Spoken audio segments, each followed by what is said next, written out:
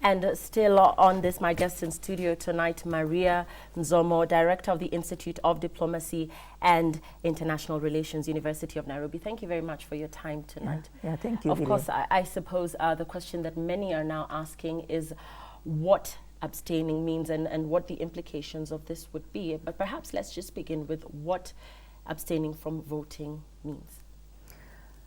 Well, in diplomatic practice, first of all, it's provided for by the UN Charter. And in this particular case, Article 27 of the UN Charter does provide for, abstentions on matters of voting at the Security Council. But in practice, what really it means is a situation where, for reasons, usually political reasons, countries do not want to come out clearly to be seen they are against a certain issue, but at the same time, because they have doubts about the merits of the case, they would rather take this middle position, which is neither here nor there. But diplomatically, I think what the countries that abstain, the message they want to send is a diplomatic message, just like was belabored in some of the speeches that were made at the Security Council after the deferral was denied, that we want to remain friends of Africa, and we do understand Africa. But on this matter, please also understand us. So they were in a sense saying, we are not against Africa. We are not in principle saying Africa is wrong. But at the same time, really, we cannot take a clear a position on this issue.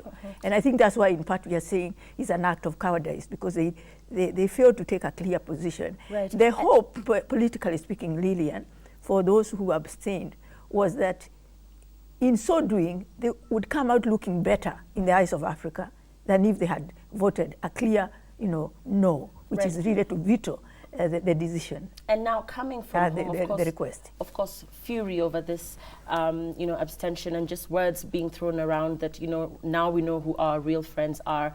Like you just mentioned there, words being thrown around that this is an act of cowardice. Is Kenya justified in being furious and indeed in taking this move negatively? Well, as the affected country, I think it makes a lot of sense, because it is first and foremost going to hurt Kenya and its own interest, national interest, but also the region. I think it's furious because they did a lot of diplomatic legwork to try to convince the community, the world community, why this was so important for Africa. And it's coming out in terms of the results. Like, Africa was just wasting its time. And yet for Africa, it's such an important issue. And so to that extent, if you put yourself in the shoes of Africa, you can see this sense of anger, frustration, and of course, really furious. But on the other hand, if you remove yourself from there and look at it purely from the way international relations and international politics work, there is nothing unusual about that. This is what we call realpolitik in international relations, that countries do this, and it has been done before. Abstentions are not new to international relations. The case of Palestine is a very good case in point. It has come up on the Security Council several times. There have been some abstentions each one of those times on this matter. So that's perfectly normal. Abstentions, or even sometimes outright veto by the same powers. But of course, this issue touches very close to the heart of Africa. And just hold that thought.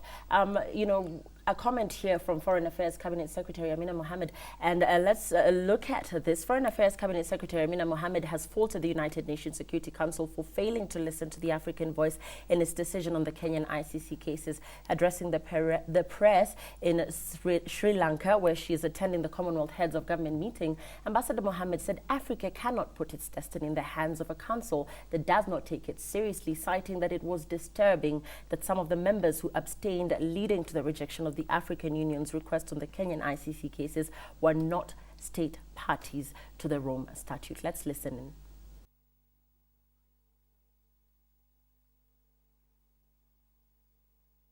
What was disappointing was that the council spoke in two ways. On the 21st of September, they made it clear that what happened in Westgate was a threat to international peace and security. But on yesterday, they did not speak to that. And so basically it means that we cannot trust what the council says, right? And we cannot take it for granted that every time the council speaks and pronounces itself, that we must take that pronouncement with a pinch of salt, which is disturbing. It's very, very disturbing because, as you know, the council is not representative. It has 5 permanent members and it has 10 members, right, that are non-permanent members that don't have the same rights that the other 5 have. So basically what we are saying is we have been told we should put our faith in this 15-member council, and yet this 15-member council does not take seriously what Africa says to it. Your thoughts on Foreign Affairs Cabinet Secretary Amina Mohamed's comments are there on the issue? I think Amina has a point. You know, some of the sentiments she has expressed. But the only item I want to clarify is that in a situation of abstentions, whether you are a veto wielding power or not, again, the United Nations Charter does provide that the minute you abstain, although normally abstention are associated with those who are parties to a dispute, but anytime a veto power abstains, they have almost lost temporarily their veto power in that respect, which means in this case, if we had garnered any 2 other members, even if they were not members of the Security Council, the decision would have been passed. And I'm saying this because if you look at some of the others that abstained, they were not necessarily the veto wielding powers. Australia was one of them. Among those, Guatemala, Argentina, I believe. These are from developing countries. Of course, Luxembourg, which you can say is a European country, South Korea, and so on. So, in a sense, what I'm saying, because we have this fixation over especially the West, that they are really against us. But we also have to ask the question: what about these others who are not necessarily part of the West, but actually they abstained from this? Right. And if they had given us those votes, we probably would have taken, this decision would have been passed in our favor. Right. And moving forward, what next? What are we likely to see next week during are we expecting to see lobbying next week during the Assembly of Signatories meeting in The Hague? What are we expecting to see going forward? I think I expect, and it could be any number of things. I'm sure there is a lot of discussions and going back to the drawing board among African countries, of course working concurrently with our own country here, on the position to take next week. But I believe one of the areas they are going to lobby and hope can go through is to have an amendment to the Rome Statute so that it can, in a sense, remove this dilemma for sitting African presidents, where they are treated like any other,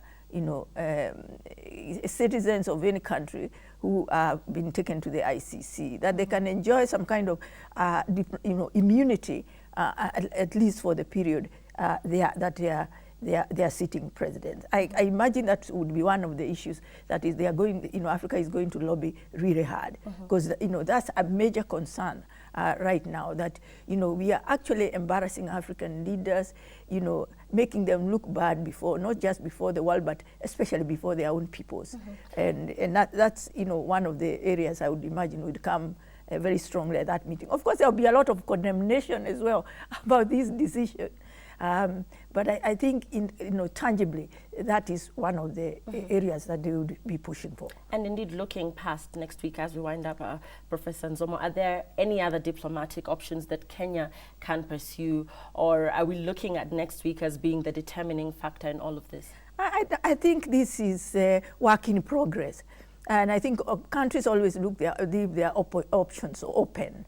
I'm just saying for next week, where obviously the Rome Statute will be on the table. Right. That's clearly an area that will be a focus. But I think, just as much as, our leaders are saying that we know now we cannot depend on the United Nations Security Council when we have problems, they'll be saying what are other options, even outside the Rome Statute. And I think one of the trends we are going to start seeing is even greater determination to strengthen African integration, to look inward in order to strengthen Africa economically and in every other sense, so that we have more bargaining power with the rest of the world. Thank you, and thank you indeed for your time. Of course, looking forward to see what the outcome of next week's meeting at The Hague will be. Thank you very much, as always, Maria Nzomo, for your time. Yeah, thank you, Lydian. And let's move on now. In a shocking turn of events, a man in Mombasa went on the rampage, stabbing people indiscriminately during a confrontation with his girlfriend over lack of intimacy in their relationship, killing one man and injuring two others. Residents of Mwijabu area in Changamwe took the law into their hands, stoning one man to death when he turned dangerous. Police arrived shortly after the confrontation and took the bodies to the Coast General Hospital mortuary. The workmates of the girlfriend, who is a nurse at a private hospital in Mwijabu, say the angry man had already sent threatening messages to her, swearing that one of them would die for her persistent rejection of him. Let's take a look.